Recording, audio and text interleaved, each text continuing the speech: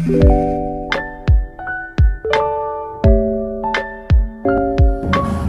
teman-teman YouTube, welcome to my YouTube channel with me, Yesi. Nah, selamat kembali lagi ke YouTube channel aku, Yesi. Buat teman-teman semua yang belum like dan subscribe di YouTube channel ini, jangan lupa untuk like dan subscribe dulu. Karena di YouTube channel Yesi bakalan update banyak banget video-video tentang keseharian aku sebagai mahasiswi Fakultas Kedokteran, juga banyak video-video vlog lainnya, juga video-video masak. Jadi jangan lupa untuk disupport teman-teman. Terima kasih. Nah, sesuai dengan judul video kali ini, aku akan sharing sedikit pengalamanku tentang how do I take my anatomy notes, atau bagaimana cara aku membuat catatan anatomi. Nah, video ini ditujukan buat teman-teman semua yang mungkin lagi bergumul mau masuk Fakultas Kedokteran, atau teman-teman yang sudah melangkah mau masuk Fakultas Kedokteran. Ini based on my real story, teman-teman. Nah, jadi let's get started. Pertama-tama, teman-teman, di sini aku mau sampaikan kalau setiap universitas di seluruh Indonesia, fakultas kedokterannya itu dia memiliki buku anatomi yang berbeda-beda. Hah? Berbeda-beda? Kok bisa sih? Bukan berbeda isinya ya, tapi berbeda penerbitnya. Nah, kalau di kampusku sendiri, di Universitas Ciputra Surabaya, kita menggunakan Atlas Anatomi by Netter dan Sobota. Kebetulan ini aku lagi bawa yang Netter ya, teman-teman. Di sini teman-teman bisa lihat, tada, buku anatominya udah penuh dengan highlight. Nah, jadi tips pertama dari aku kalau kalian mau belajar anatomi adalah kalian tanya dulu nih ke dosen dokter kalian, buku yang dipakai untuk menjadi patokan apa. Nah, karena beberapa buku tuh ada yang berbeda sedikit bahasanya, teman-teman. Meskipun itu sama ya, tapi ada yang berbeda sedikit. Jadi tips nomor 1, kalian harus tanyakan pada dosen kalian, dok, menggunakan buku apa sebagai patokan? Apakah Sobota kah, atau Prometheus kah, atau Netter kah, seperti itu. Nah, kalau kalian sudah punya, nah kalian wajib banget punya bukunya. Maksudku, teman-teman, kalau kalian udah tahu, kalian wajib banget punya bukunya. Karena meskipun sudah ada e-booknya ya yang beredar luar di sana, tapi kalau kalian punya buku aslinya yang real, yang kalian bisa lihat langsung secara gambar dan lain-lain, itu rasanya akan jauh lebih enak untuk belajar, dan juga kalian lebih mudah untuk mengingat dan memahaminya. Seperti itu. Jadi yang pertama, catat ya teman-teman, kalian harus tahu buku acuannya di mana. Nah, yang kedua, di sini aku biasanya take my anatomy notes itu menggunakan aplikasi di tablet yang bernama GoodNotes. Ini GoodNotes 5 ya, teman-teman. Nah, seperti ini. Jadi biasanya kalau aku ke kampus itu cuma bawa tab. Ini iPad Pro. Terus ada si Apple Pencilnya. Nah, kalau kalian punya iPad ya harus punya Apple Pencilnya lah, supaya bisa mendukung aktivitas kalian juga. So, di sini aku bakalan langsung jelasin aja gimana cara aku text anatomy notes di GoodNotes. Nah, sebelum itu teman-teman, GoodNotes ini sendiri merupakan aplikasi yang berbayar ya teman-teman. Jadi kalau misalnya teman-teman mau beli aplikasinya, itu harganya 149.000 dan cuma dibayarkan 1 kali doang. Setelah itu kalian bisa gunakan terus-menerus. Jadi bukan seperti kalian bayar setiap bulan atau setiap tahun kayak gitu. So it's kind of worth it for me karena cuma bayar sekali dan harganya masih oke lah untuk di kantong anak-anak kos-kosan gitu kan, teman-teman. Oke, nah di sini aku langsung saja share screen untuk recordingnya, teman-teman. Oke nih teman-teman, langsung saja, ini aplikasi GoodNotes-nya udah kebuka ya kan, teman-teman juga udah bisa lihat, ini aku udah screen recording juga. Nah, jadi biasanya untuk cover yang paling depannya itu aku suka kasih gambar-gambar atau animasi-animasi yang aku gambarin sendiri. Ini sekaligus membuat aku jauh lebih semangat dalam belajar anatomi, guys, dan juga itu two ways learning sih menurutku, karena ketika kalian menggambar, kalian juga berusaha untuk tahu, oh ini kira-kira bagian apa, oh ini kayak apa, kayak gitu. Jadi langsung aja ya, ini di slide nomor 2, biasanya aku tuh kalau belajar anatomi aku bagi per tiap-tiap chapter gitu, per tiap-tiap bagian. Nah, contohnya teman-teman bisa lihat di sini ya kan, di sini ada foramen apa namanya, kemudian ada visura apa namanya. Nah, kemudian ini dihafalin. Dan lagi ya teman-teman, kalau menurutku kalian belajar anatomi, kan kalian pasti pergi ke lab anatomi di universitas kalian kan. Itu ada beberapa yang memang tidak boleh difoto, ada yang boleh difoto. Nah, kalau ini kan manekin ya teman-teman. Manekin itu kalau di univku itu diperbolehkan untuk difoto. Nah, karena kalian ujian nanti, kalian akan pakai si manekin ini. Jadi alangkah baiknya kalau kalian foto, kemudian kalian pakai foto ini sebagai acuan belajar. Nah, sambil tentunya menyesuaikan di atlas. Jadi kalian yang pertama buka atlas dulu, kemudian review, hafalin. Terus ketika kalian masuk ke lab anatomi, kalian lihat lagi nih, oh ternyata di manekin itu si foramen ini tuh di sini kayak gitu, si visura itu di sini kayak gitu. Jadi ya jauh lebih nyaman sih dalam belajar. Nah, itu tips nomor 2 ya teman-teman. Jadi kalian kalau bisa take a picture dari manekin-manekin yang ada di laboratorium kalian, kemudian kalian pakai sebagai acuan untuk belajar. Nah, terus yang terpenting juga di sini sesudah kalian dapat si foto-fotonya, kalau aku sih biasanya aku suka hilangin backgroundnya ya teman-teman, supaya kelihatan jauh lebih rapi. Nah, sesudah itu baru kalian panah-panahin nih, kira-kira ini seperti apa, ini bagian apa, ini kayak apa gitu.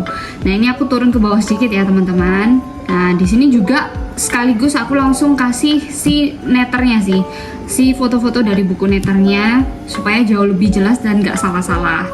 Terus di bagian bawah turun lagi. Nah, ini kalau di laboratoriumku bagian matanya itu seperti ini teman-teman. Di atas ini kita punya tarsus superior ya kan, tarsus inferior, kemudian di sini ada punctum lacrimalis superior, juga ada inferior, dan di sini semua aku udah bikin. Terus kalau misalnya ada info-info yang perlu aku hafalin nih, contohnya perjalanan air mata, gimana sih air mata itu dan bla bla bla. Biasanya aku langsung juga kasih di bawahnya slide yang bersangkutan gitu, kayak misalnya ini air mata berasal dari mana, diproduksi di glandula lacrimalis, kemudian ada saluran-saluran kecil bernama ductus lacrimalis, ketika palpebra superior menutup dan bla bla bla bla bla. Nah, kalau cara kalian take notes seperti ini itu akan jauh memudahkan kalian untuk belajar anatomi sekaligus faal dan juga yang lain-lain kayak gitu. Nah, seperti yang teman-teman lihat di sini juga aku ada foto-fotoin bagian-bagian dari manekin-manekinnya itu dari segala sisi teman-teman. Jadi jangan sampai ketinggalan. Seperti ini ya kan. Dan ini aku pisahin per bagian sih. Misalnya lapisan mata yang paling pertama itu juga namanya kan tunica fibrosa. Nah, dia bersifat avaskuler atau sedikit vaskuler, sedikit pembuluh darah maksudku teman-teman. Kemudian ada apa aja bagiannya? Yang pertama ada sklera, kemudian ada limbus. Limbus itu merupakan perbatasan antara sklera dan kornea. Kemudian ada kornea itu sendiri. Kemudian ada muskulus atau otot-otot apa yang menempel di lapisan pertama seperti itu. Kemudian lanjut, ini tampak sampingnya. Kemudian turun lagi. Nah, ini juga udah lengkap, ada dari bukunya asli nih teman-teman. Ini yang versi ebook, kemudian aku screenshot. Tapi tetap kalian belajarnya pertamanya dari si buku ini dulu. Terus habis itu di screenshot, kemudian ditaruh di sini kayak gitu. Jadi bagus kan, catatannya rapi. Nah, kemudian masuk ke lapisan yang paling yang selanjutnya. Kira-kira ini apa? Seperti itu. Ini ya teman-teman, juga ada muskulus-muskulusnya. Terus ada nerve-nerve-nya juga nih di belakang. Ada V1, V2. Ini juga biasanya aku nggak cuma tampak dari jauhnya aja, tapi kan beberapa itu kita harus tahu kan, oh bagian ininya apa, bagian dalamnya apa. Nah, itu kalau dimanekin kan kalian bisa ubah-ubah kan, kalian bisa copot-copot kan. Nah, ini biasanya aku juga foto-foto nih kayak gini, bagian dalamnya apa. Ternyata yang di bagian atas ini adalah musculus levator palpebra superior, sedangkan yang di bawahnya adalah rectus superior, musculus rectus superior. Seperti itu teman-teman. Nah, untuk cara mengaplikasikannya si GoodNotes itu sendiri, sebenarnya caranya cukup mudah teman-teman. Di sini aku kasih contoh ya. Kita coba yang gampang aja deh, misalnya yang ini ya. Tinggal kalian add page. Di sini ada yang kosong seperti ini. Kemudian kalian tinggal add picture. Nah, di sini ada tanda add picture-nya ya teman-teman. Bisa kelihatan? Nah, kalau udah add picture, kalian langsung saja Teman-teman bisa lihat juga ini udah aku remove semua backgroundnya karena kan awalnya kan aku foto di atas meja gitu kan, itu kayak kurang cantik. Terus habis itu di sini udah dibersihin semua picture-nya. Kemudian coba ya kita masukin ini, tara, kan dia udah keluar nih. Terus cara pakai si aplikasinya juga gampang, kalian tinggal kalau mau gedein ya udah pencet di sini gede, kecil kayak gini, udah gampang. Terus kalian tinggal susun di sini. Nah, ya kan? Nah, kalau udah kalian tinggal klik pen. Kalau aku sih nggak suka pakai warna hitam ya, soalnya kalau warna hitam itu kesannya kayak terlalu tegas gitu. Jadi biasanya aku pakai warna navy blue. Nah, seperti ini. Terus tinggal kalian kasih panah nih. Nah, ini ya contohnya teman-teman. Misalnya ini aku kasih panah, ups. Nah, ini kasih panah, terus nah kalian kasih tulis ini adalah limbus. Limbus itu apa? Kalau kalian masih bingung, kalian kasih aja nih perbatasan. Perbatasan apa? Nah, ini kalian bisa isi sesuai kebutuhan kalian. Terus misalnya ini musculus apa? Musculus rectus inferior, ya kan, yang di bawah. Rectus inferior. Nah, seperti itu sih teman-teman. Nah, untuk tebelnya sendiri kalau aku sih pakai pen itu tebelnya di 0,7 mm. Ya, di 0,7 mm. Kalau yang paling besar itu biasa aku pakai yang 1,5 mm. Tapi ya nggak jauh beda banget sih. Ya beda sih ya. Nah, ini tergantung kebutuhan sih. Biasanya kalau yang kecil-kecil aku juga pakai yang kecil itu di 0,3 mm. Kalau yang agak besar 0,7 mm. Kalau yang paling besar 1,5 mm. Kayak gitu teman-teman. Ini kira-kira sekilas lah tentang bagaimana aku mencatat anatomi notesku. Nah, buat teman-teman semua yang juga mau studi, jangan lupa untuk cobain cara ini ya, karena menurutku ini cukup efisien untuk aku belajar. Karena anatomi itu banyak banget dan juga awal-awal masuk pasti kaget sih, karena aku di blok 1 aja personally juga kaget, apalagi waktu muskuloskeletal itu banyak banget teman-teman.